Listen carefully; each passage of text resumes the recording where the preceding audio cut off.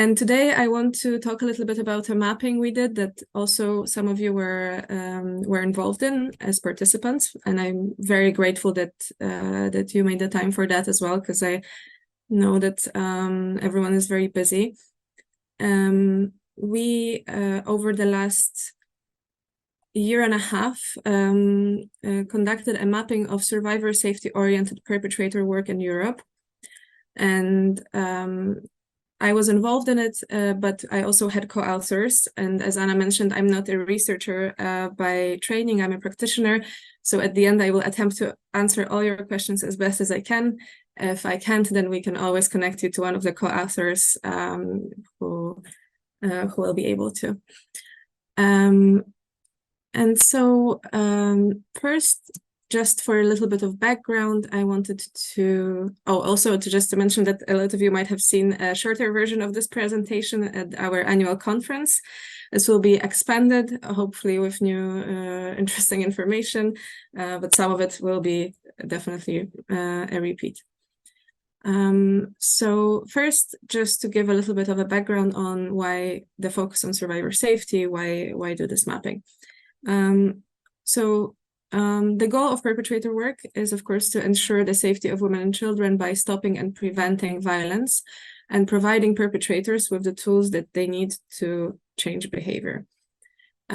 So this is the main goal of effective perpetrator work, and the Istanbul Convention mandates the availability of perpetrator programs in Article 16, but also it specifies that they should be focused on survivor safety and cooperation between perpetrator programs and services for survivors. So here is the paragraph 3 of Article 16 that sort of puts us, gives us this framework. And for this mapping, we had to first operationalize, just think about what survivor safe interventions will look like, and what are the most important dimensions to measure to check whether a program is offering survivor safe interventions for perpetrators.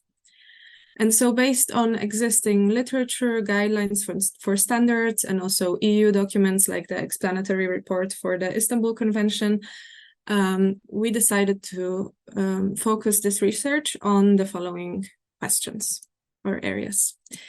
First of all, we wanted to know, is there cooperation between perpetrator programs and victim support services?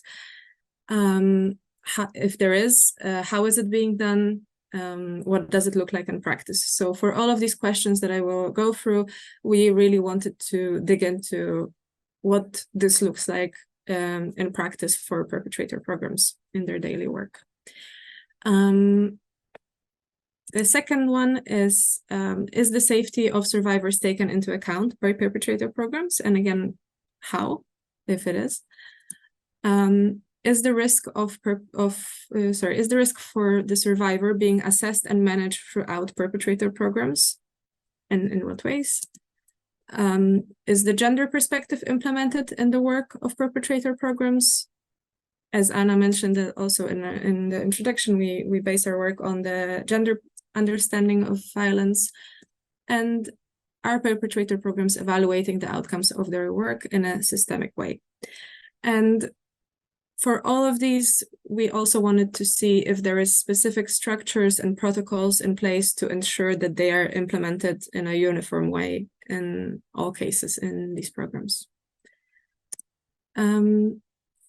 Just to give a little bit of a background why we focused on these areas, how we arrived at these specific questions, I just want to go briefly through each of them. First, about the cooperation between perpetrator programs and victim support services. I mean, as I mentioned, this is something clearly, explicitly stated in the Istanbul Convention as one of the duties of perpetrator programs. It is also a very important risk mitigation measure.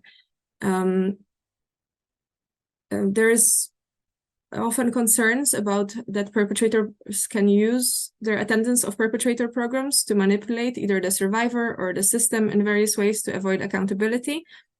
And the purpose of perpetrator programs is the opposite, to ensure that perpetrators are held accountable for their behavior.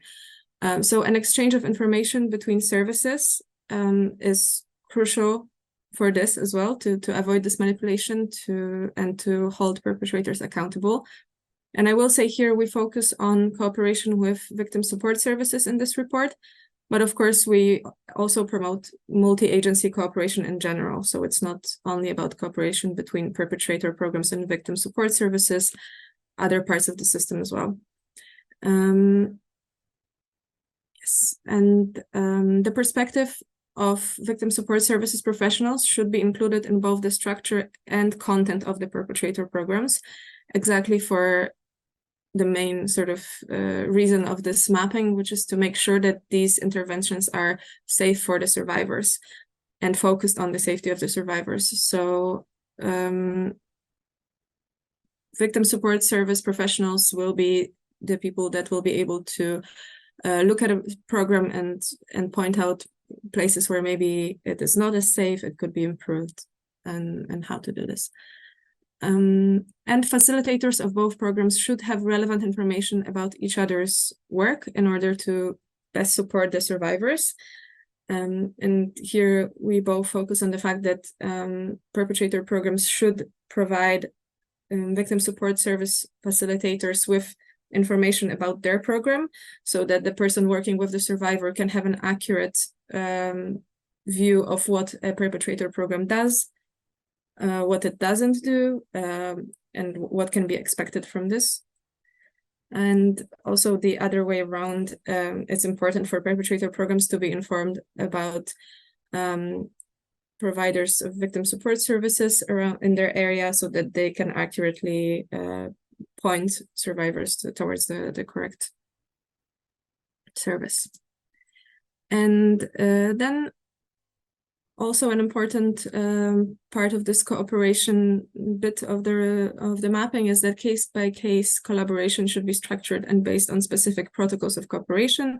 This is a recommendation made in various standards for support services. This is one example, and I will go more into detail about why this structured cooperation is important a little bit later.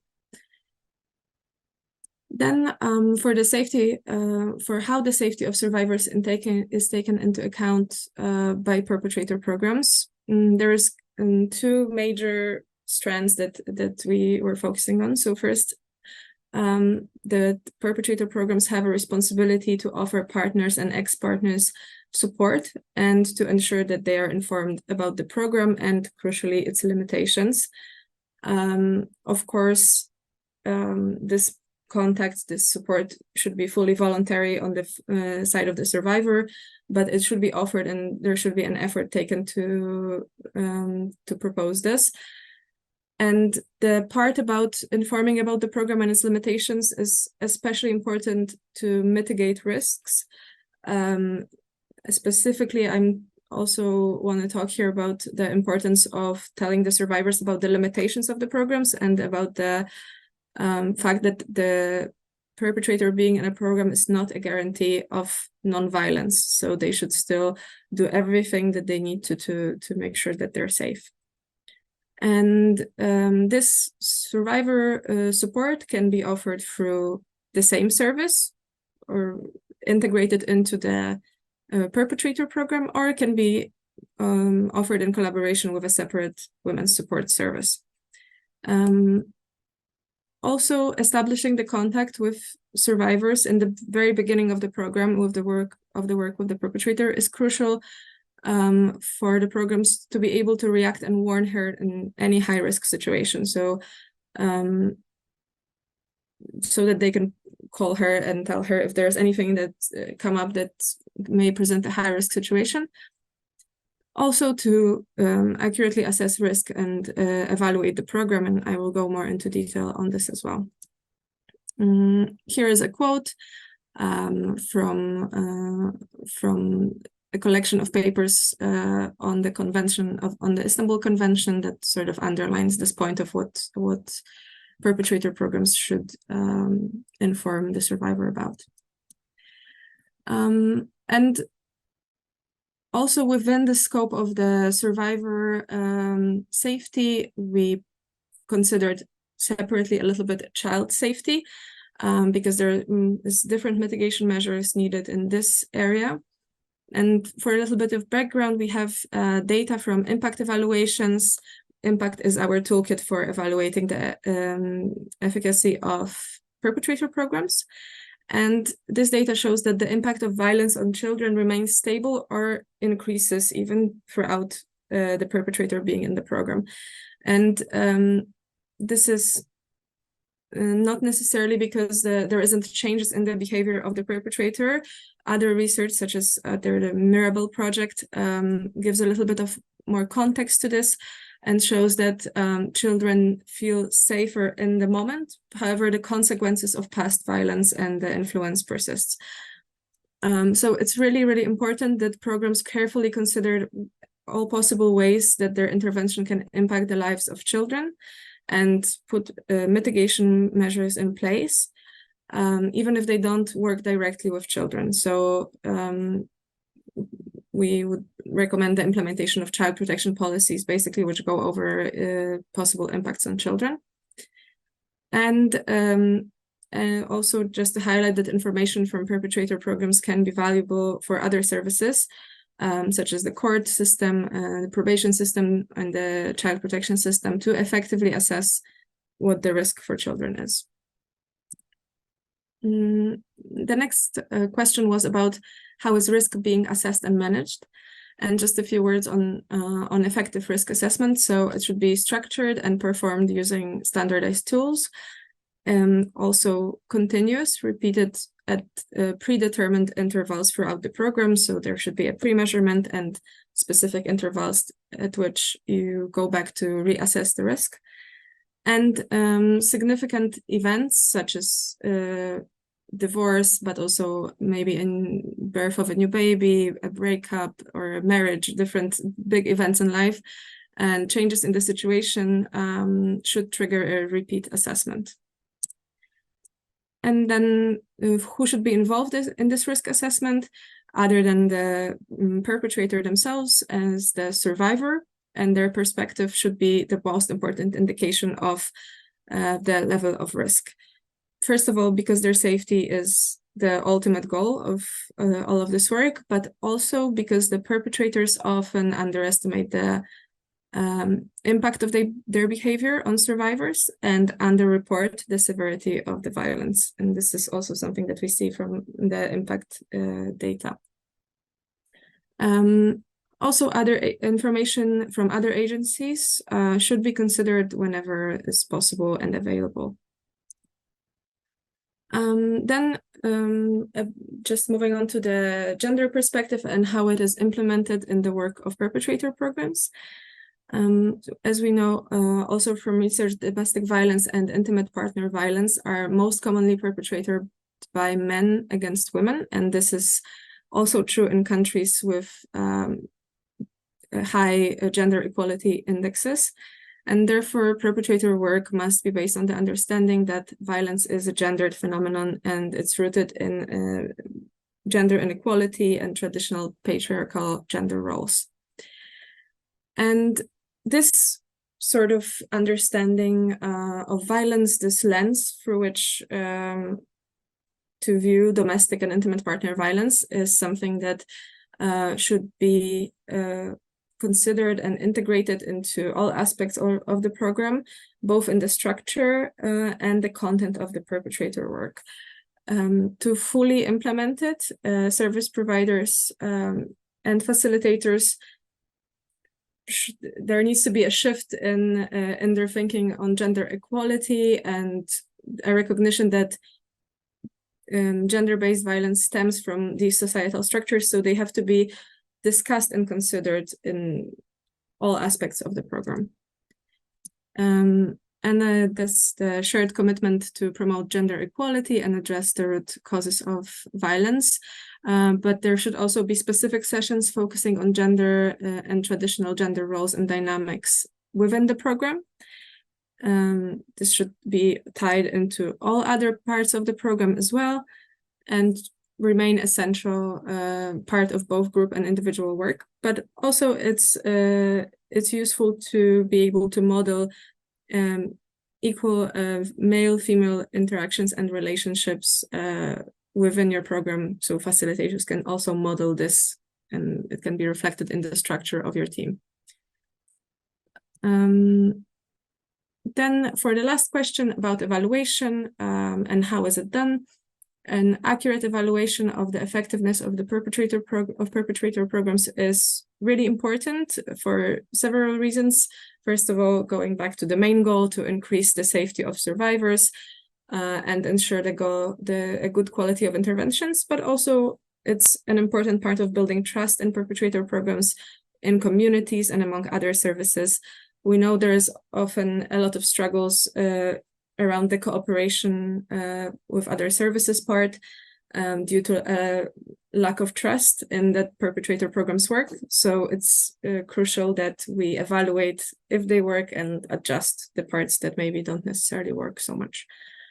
Then this should be, for it to be effective evaluation, it should be structured and done continuously throughout the program and after it ends. And it should also, just as the risk assessment part, include the perspective of the survivor to assess the level of change and her sense of safety. The mapping included 33 perpetrator programs from 24 European countries, all of them members of our network. And all of them work with male perpetrators of domestic violence. Many also work with other groups, but all of them work with male perpetrators. And we used a mixed method approach of interviews and questionnaires. So for the more quantitative data, we had a big questionnaire we sent around to gather a lot of information.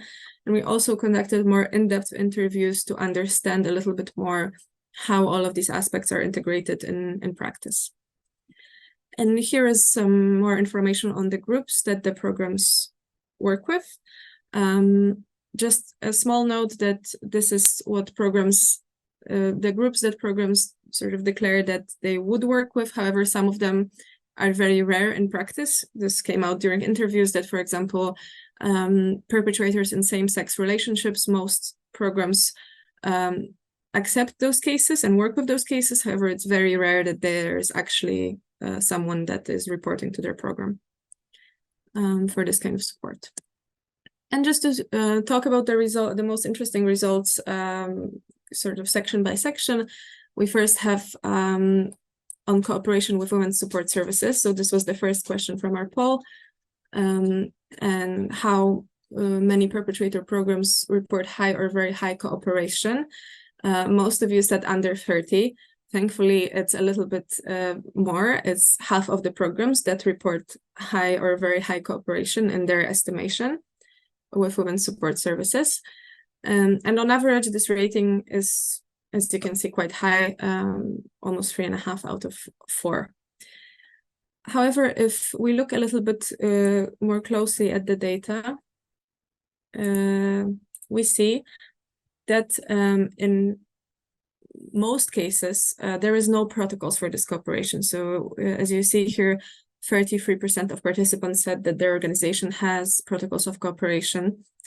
And in interviews, facilitators often said that there are just no structures in place. So this cooperation exists with all or some of the women's support services in their area, but it is very dependent on personal relationships, on who is leading a case, and sort of very different from case to case.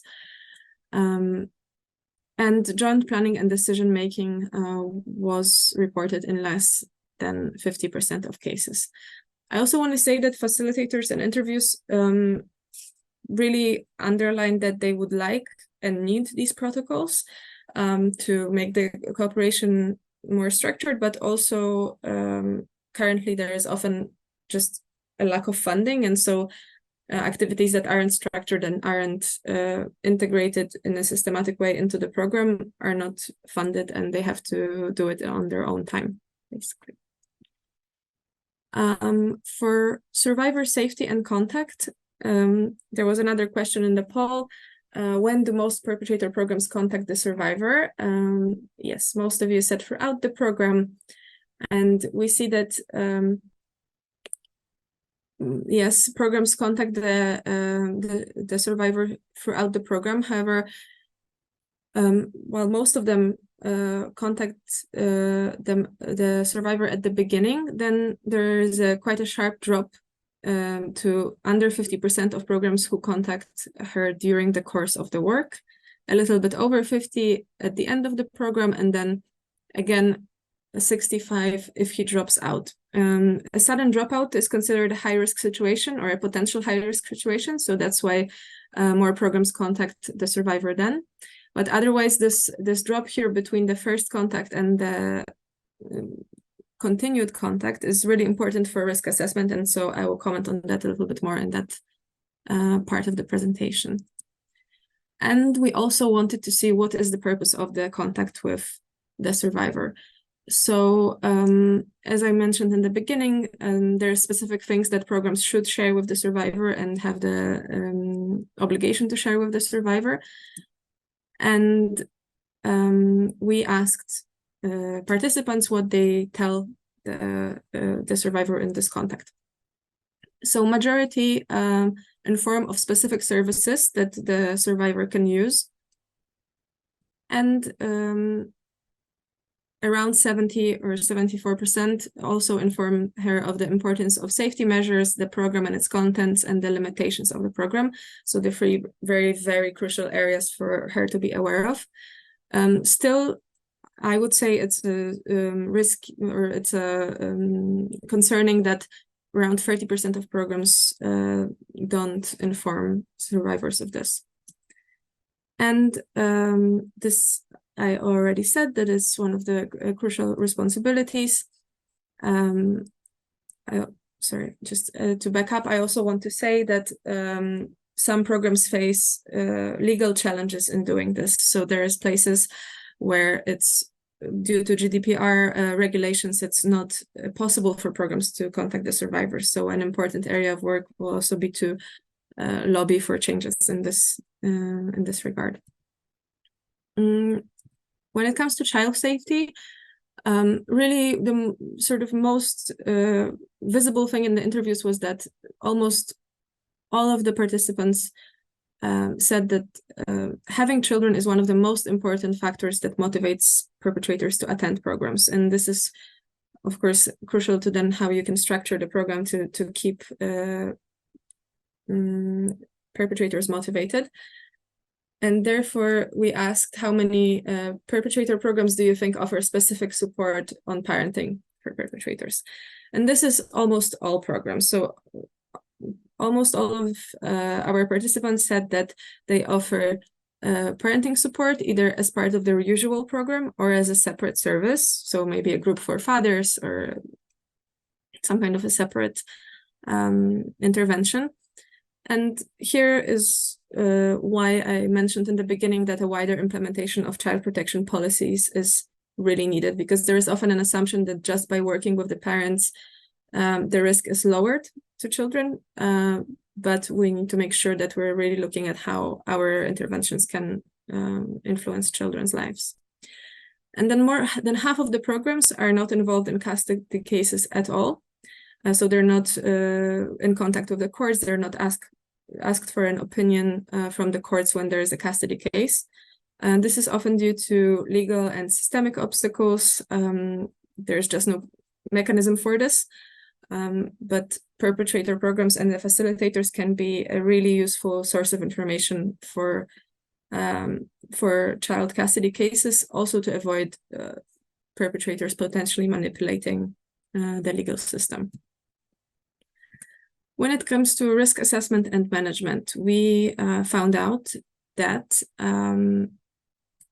here 63% of organizations have a standardized procedure for conducting risk assessment with every client, and 70% collect information for this risk assessment from either the partner or the ex-partner and other agencies that have relevant information. 50% have a roadmap of actions to be taken in middle or high-risk cases. So still there is a lot of work to be done around this standardization. There's almost 40% of organizations who don't use a standardized procedure for conducting risk assessment. And I would like to comment on this 50% who have no roadmap for actions to be taken. In interviews, we also asked about what then they do if there is a high-risk case. Sometimes, especially with smaller teams, what happens is there is no specific roadmap, but there is an immediate meeting of the team if there is a high-risk case, and there is a case-by-case assessment of what would be the best actions to take. So just to highlight that it's not that necessarily that 50% of programs don't do anything in high-risk cases. Sometimes it's just very individual. Then I want to go back a little bit to this statistic about contact, that around 75% of organizations contact the survivor at the beginning and then under 50 in the course of the work, because this might mean that risk is seen as a static factor and is not being rechecked during the program. As we know, risk is dynamic and can change throughout the work, and so there need to be procedures to assess it continuously. And on the gender perspective, we see almost universally that organizations agree that they include the gender perspective in their work, and that it's one of the most important values on which they base their work.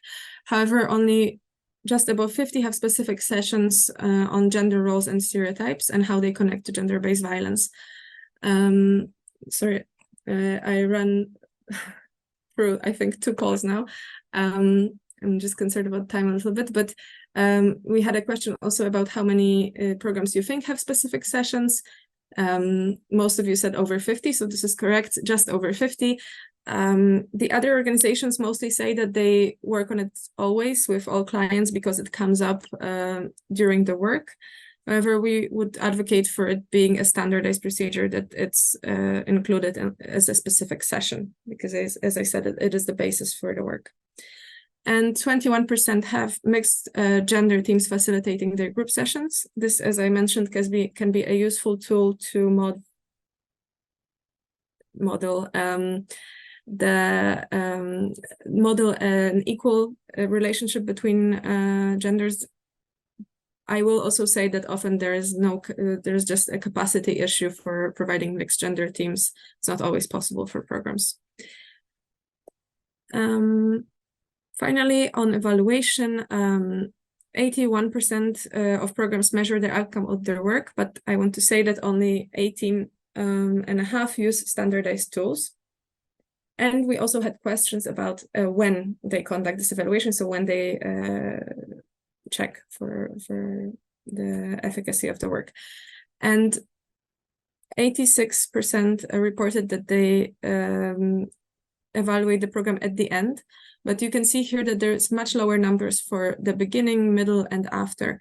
And for good evaluation, you need, for a comprehensive evaluation, you need a baseline measurement and an after measurement to be able to see how it changed over time, and to be able to actually see what the measurements at the end are telling you. However, this is also important to say that in interviews, facilitators often said that there's considerable challenges in evaluating their service, often due to just lack of funding for this part of the work. Evaluation is always also something that's often cut out from projects during for funding. So there is some challenge definitely around that. We also wanted to know what sources of information are used for the evaluation, who is asked for their opinion. So, of course, the most programs do the evaluation with the client, so with the perpetrator themselves. But as I previously said, it's really important to include information from other sources, and overall 72% of programs include this kind of information, and 54% include information from the survivor. This is, as I said, one of the most important sources of information would be the opinion of the survivor on her own safety and on the changes in her life. So this is a number we should work on to increase when possible. And just to mention, because this is a through line through the other topics that I mentioned, we also ask about funding, because that often is something that regulates whether or not you're able to implement different strategies to improve your service. And we saw that most of our members have their programs funded based on a project basis and don't have permanent funding. This was mentioned in interviews a lot as well, that unstable funding contributes to high staff turnover and then therefore to a loss of skilled and knowledgeable professionals. And often the project funding is just offered for the intervention itself, not for capacity building, not for other activities that would improve the service. And just to highlight this, all organizations that have permanent funding also reported that they measure the outcomes of their work. So there's more space for this evaluation. Okay, and so what does all of this tell us? Where does it lead us? We have a lot of promising practices that we saw already and a good starting point. And then I will go over some recommendations for next steps and improvements. And before I sort of tackle this a little bit more section by section, I want to say that across all of these dimensions, I've been mentioning this need for standards, procedures, protocols, and this is something that should be increased across the board for different activities, is having specific procedures on how to do this in all cases. And this is important to help manage risk, to help ensure that all clients receive the same level of help and care, but also to manage high-risk cases. And this is just some of the reasons here listed that that this is important to have standards. And for this, we would recommend the use of standardized and crucially in specific tools that are standardized for use with intimate partner violence for risk assessment and evaluation of programs. From the interviews, we see as well that there seems to be a little bit of confusion about what tools are appropriate to use for evaluation of programs. So I want to say that they should be tools that were specifically designed and validated for this purpose. And there should be protocols in place for cooperation, for the implementation of the gender perspective, and for survivor contact and child safety. On cooperation, as I mentioned, this is often highly rated on average. Most programs really recognize the importance of this cooperation and want to have this cooperation, and most have some form of case-oriented exchange.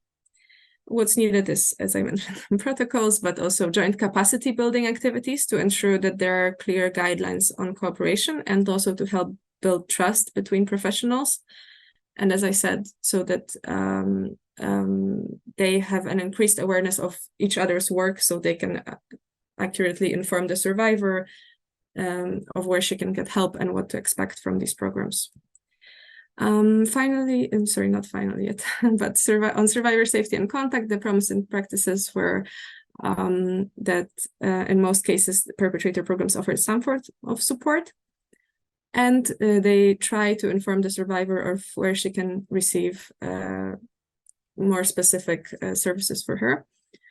Almost all organizations that have both a perpetrator program and work with survivors within the same service have a specific person or unit assigned to this task. So it's really important that it's not the same person who works with perpetrators and survivors. And in most cases, that's true. And most programs attempt to contact the survivor and establish this contact in the beginning of the work. So some recommendations: this should be an integral part of the Perpetrator program, done by separate specialized professionals. It shouldn't be an add-on to the program. It should be just as important as the Perpetrator work part. And we should try to have established ongoing contact with the survivor throughout the program. Also, this I mentioned already, that there are some legal challenges in some countries that don't allow this. So there is a lot of advocacy work still to do. On child safety, as I mentioned, many programs offer specific parenting support already. And so the recommendation is more child protection policies, including the perspective of the Perpetrator programs in child custody proceedings. And also, this is something that we didn't explore in this research, but it would be important to mention that there's a lack of specific tools to assess the risk for children, and the tools we have don't necessarily measure this specific aspect. They don't focus on it. Then for risk assessment and management, many programs have already a standardized procedure of assessing risk on intake, so in the beginning, and some programs have standardized tools. More use of these specific appropriate tools should be encouraged, and we should include the survivor and their perspective in the risk assessment, as well as other relevant sources. And as I mentioned, the risk has to be operationalized as a dynamic factor, and the assessment has to be repeated throughout the program. On the gender perspective, we saw that it's almost universally recognized as a key value, and it's included in programs often on a sort of ad hoc basis when it comes up and as it comes up. And still more capacity building is needed to make sure that this is implemented as a transformative feminist approach throughout the design and the implementation of the programs. And standards and procedures to ensure this implementation should also be put in place here. Finally, on evaluation and quality assurance, we have most programs who measure their outcome in some way, and most of them have multiple sources of information for this measurement. And here again, nothing new, as more use of standardized tools and validated tools for this purpose, and more inclusion of the perspective of the survivor. Okay, this is the recommendations. I'm curious to hear what you think in a second, but I just wanted to say in the end that we as an organization also make a continuous effort to help programs improve their practice and to provide capacity building activities and networking activities. We have the impact toolkit that can measure and evaluate the outcomes of the work, and we will now next week, right, Anna? Next week, be launching standards on the 7th of December. We will be launching standards, European standards for perpetrator work, and they will also encompass all of these dimensions that I've been talking about. And doing these mappings, because it's not our first mapping, we've been doing more regional ones as well, is a really important way for us to be accountable to our members and to address some of the concerns about perpetrator work. I would again really like to thank all of our members who took the time to participate and to give us all of this information, because without it, we wouldn't be able to do it. The full report is not published because we would like to publish a scientific article, and for that, we can't widely publish the data yet. However, if you would like to read it, we can send it on request. So this is my email address, and please feel free to reach out if you have any questions, but also if you would like to receive the full report.